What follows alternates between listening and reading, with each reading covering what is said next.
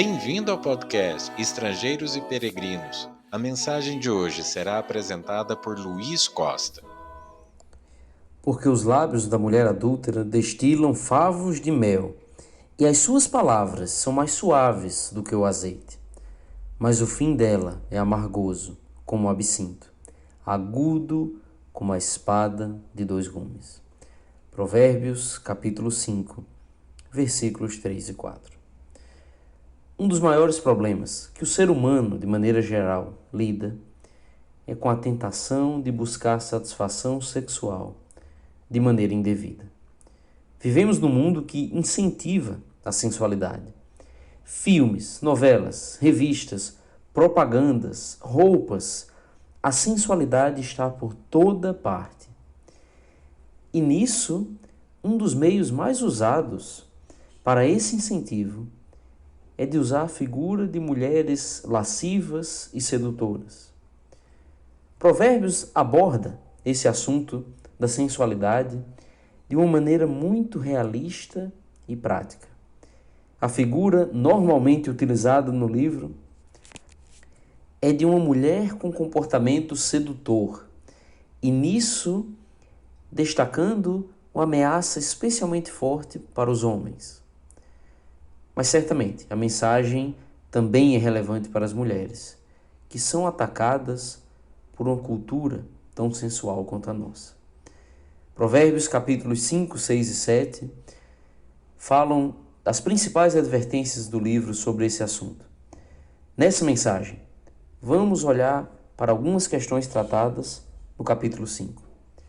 Os versículos 3 e 4, mencionados no início dessa mensagem, mostram que a sensualidade engana, que os lábios da mulher adúltera destilam favos de mel. Parece algo agradável, repleto de promessas de satisfação, mas que, na verdade, apresentam algo muito diferente como resultado. O sabor não será doce como o mel, mas amargoso como o absinto. O desfecho não será prazeroso, mas doloroso, como uma espada de dois gumes.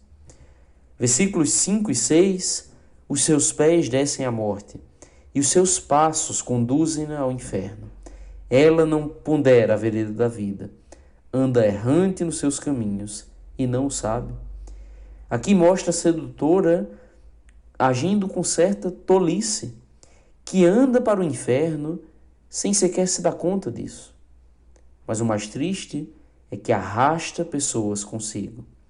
Sequer conhece as consequências dos seus atos lascivos e pervertidos. Então, o autor aqui, na figura de um pai, traz um alerta para o leitor no versículo 7. Agora, pois, filho, dá-me ouvidos e não te desvies das palavras da minha boca. E a advertência, versículo 8, afasta o teu caminho da mulher adúltera e não te aproximes da porta da sua casa. Nem chegue perto. Passar na porta é arriscado demais. Não devemos nos aproximar de nada que é sensual, lascivo ou tentador nesse aspecto. A tentação da sensualidade pode ser muito forte. Devemos manter máxima distância.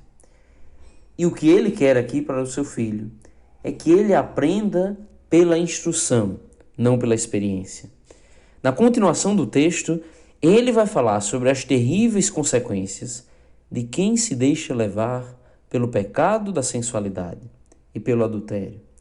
Vamos ler dos versículos 9 até o 13.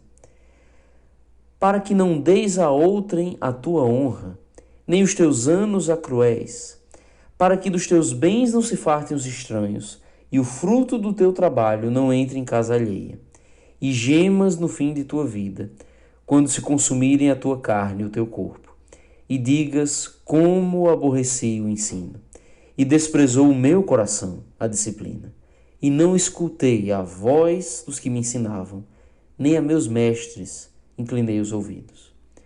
Quantas pessoas sofrem consequências terríveis por causa do pecado do adultério? Muitas vezes por causa de algum caso extraconjugal. Perdem sua reputação, destroem a família, perdem o respeito dos filhos, por exemplo, perdem seus bens, muitas vezes, por meio de pensões, por exemplo, e tendo quase todos os aspectos da vida destruídos, sugados, como esses versículos acabaram de mostrar. Esse homem aqui aprendeu a lição.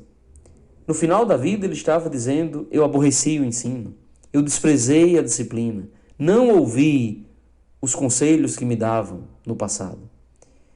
Mas ele aprendeu por meio da experiência e poderia ter evitado tudo isso se tivesse ouvido mais cedo aquelas instruções.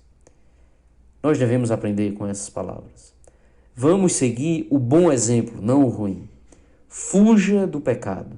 Medite nas terríveis consequências desse pecado e busque uma vida de pureza, de santidade diante do Senhor. Depois de falar tanto sobre a sensualidade e o adultério, o capítulo 5 vai terminar com algumas palavras muito bonitas sobre o casamento.